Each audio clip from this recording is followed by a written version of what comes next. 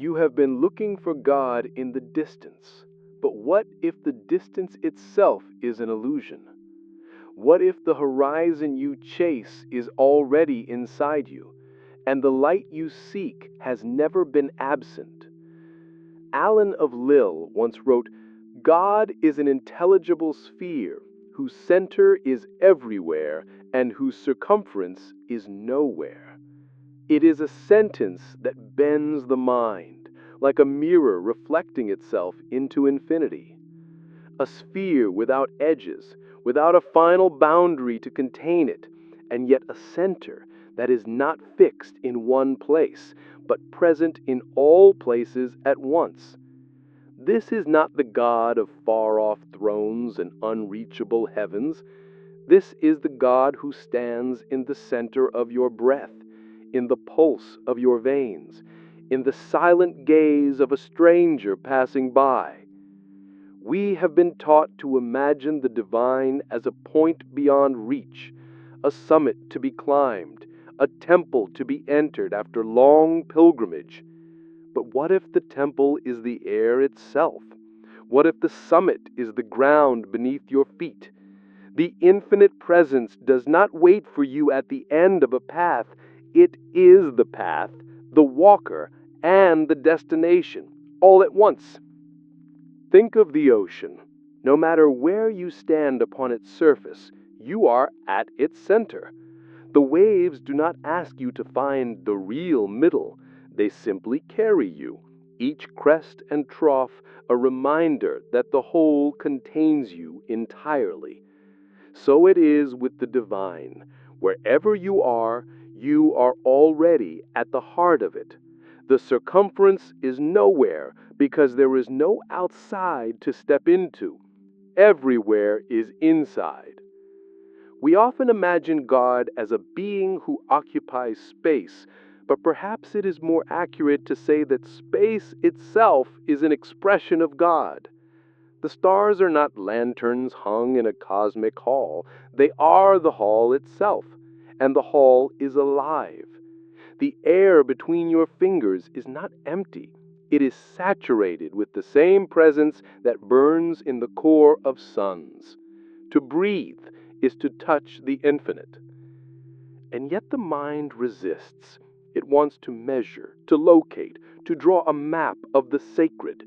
It asks, if God is everywhere, why can't I see him? But sight is only one sense, and the divine is not an object to be seen. It is the seeing itself. It is the awareness that looks out through your eyes, the stillness that listens beneath your thoughts. Imagine a circle drawn on water. The moment you draw it, it dissolves, not because the water has rejected it, but because the water cannot be contained by it. So it is with the boundaries we try to place around God.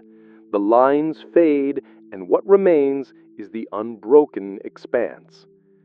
This is why mystics speak in paradox. They know that language can only point, never capture. To say center everywhere is to invite you into a vision where the ordinary collapses into the eternal.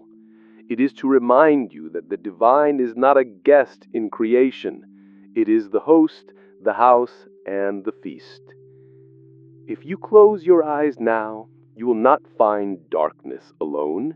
You will find a vastness without walls, a silence that is not empty but full. You will find that you are not standing in the presence of God. You are suspended as the presence of God. The center is here. The center is there. The center is wherever awareness rests. And so, the circumference disappears. There is no edge to cross, no border to defend. The infinite does not end where you end. It continues unbroken through every form and every formlessness. It is the thread that sews together the galaxies and the grain of sand, the laughter of a child and the cry of the dying. Perhaps the question is not where is God, but where is he not? And if the answer is nowhere, then every step you take is already holy ground. But if this is true, if the divine is already here, already now, then why do we feel so far away? Why does the heart still ache for a home it has never left? That is where we must go next.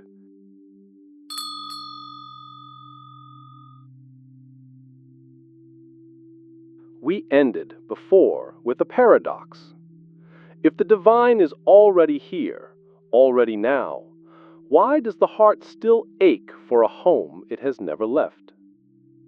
This ache is not proof of absence. It is the echo of presence, distorted by the mind's habit of separation.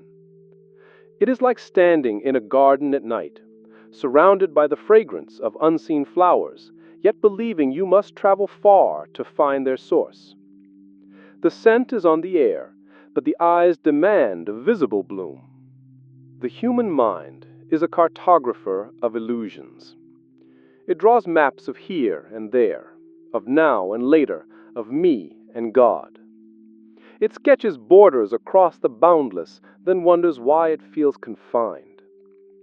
We inherit these maps from culture, from language, from the slow sediment of history.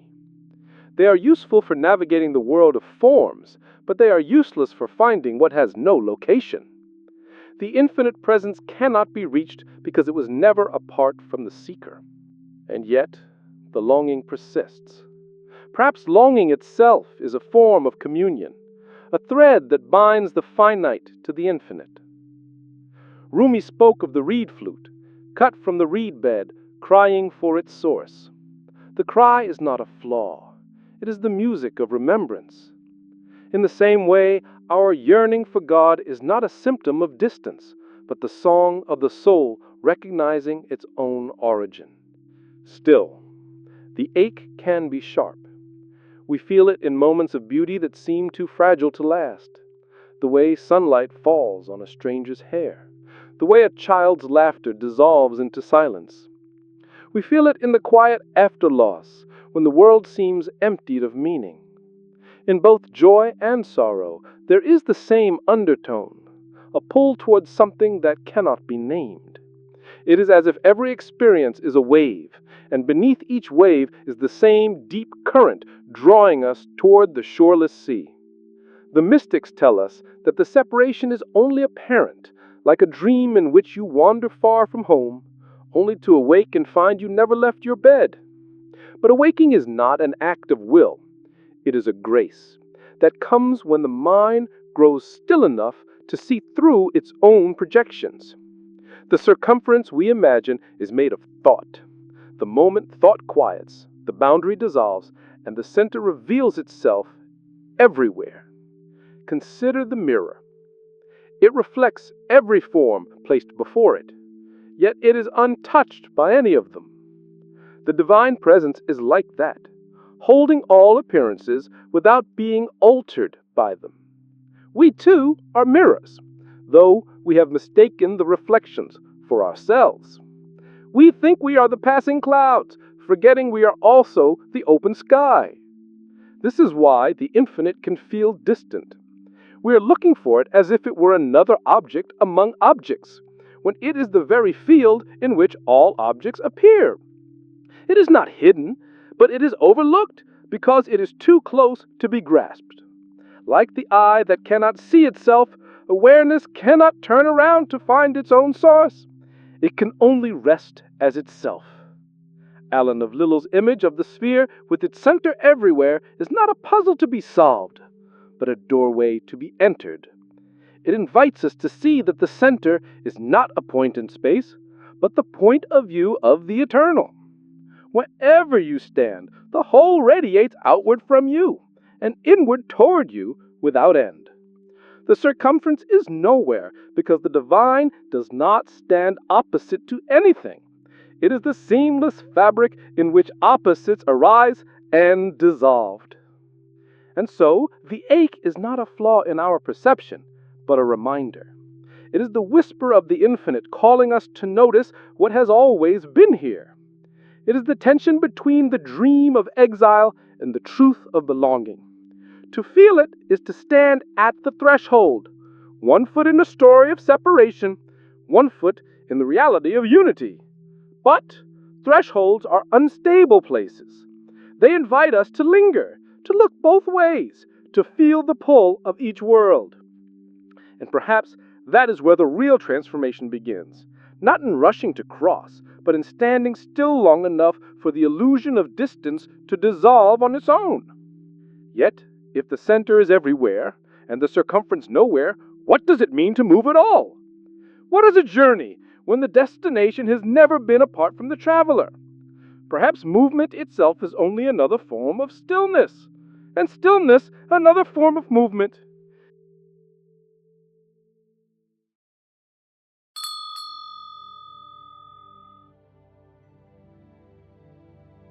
We left standing at the threshold, where movement and stillness seem to exchange their names.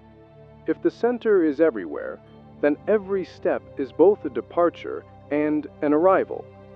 If the circumference is nowhere, then there is no outside to reach, no inside to protect. The journey becomes a circle without edges, a path that folds back into itself like a river returning to the sea. In this light, the idea of seeking takes on a new shape. It is no longer the desperate chase of a wanderer lost in a desert, but the slow turning of a flower toward the sun that has always been there. The turning is not to find the sun, but to remember it. And in remembering, the ache softens, not because the longing has been satisfied, but because it is revealed as love in disguise. The infinite presence is not a distant monarch ruling from beyond the stars. It is the pulse in your wrist, the warmth in your breath, the quiet awareness that watches your thoughts drift by like leaves on a stream. It is the same awareness that watches the birth of galaxies and the fall of a single tear. It does not measure the distance between them, for in its gaze there is no distance at all. Alan of Lille's sphere is not a riddle to be solved, but a mirror to be recognized. When you look into it, you see not a reflection of your face, but the reflection of all faces, the unbroken field in which every life appears. The center is not a point you can stand on, it is the vantage from which all standing is seen. And because it is everywhere, you cannot leave it. Even in your forgetting, you are remembered. The circumference is nowhere because the divine does not end. It spills over every imagined border, seeps through every wall we build, saturates every moment we call ordinary. It is in the laughter that erupts without warning, in the silence that follows an argument, in the way light bends through a glass of water. It is in the spaces between words, in the breath between thoughts, in the pause before you answer a question. To live in awareness of this is not to float above the world, detached and untouchable. It is to be pierced by its beauty and its sorrow at once, knowing they are threads of the same tapestry. It is to see the divine not as an escape from life, but as the very substance of life. The infinite does not ask you to leave the marketplace for the monastery. It asks you to see that the marketplace is already holy ground. And so the paradox resolves itself without resolution.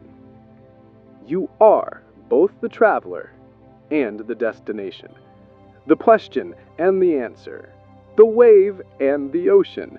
The center is here and here and here. In every direction you turn, and every moment you inhabit, the circumference is nowhere, because there is no place where the divine is not. If you close your eyes now, you will not find a void, but a fullness without edges. If you open them, you will see the same fullness, wearing the shapes of trees, clouds, strangers, and your own hands. The infinite is not hidden. It is simply dressed in the fabric of the familiar. And once you see it, You cannot unsee it. The world becomes a scripture written in the language of light and shadow, and every line points back to the same truth. God is not far. God is not near. God is the nearness itself.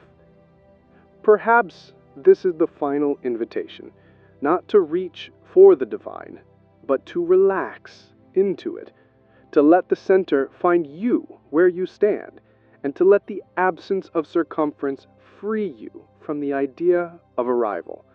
For in the stillness that walks with you, in the silence that speaks through you, the infinite is already home. If this reflection has stirred something in you, let it ripple outward. Like and subscribe so we may keep walking these endless circles together.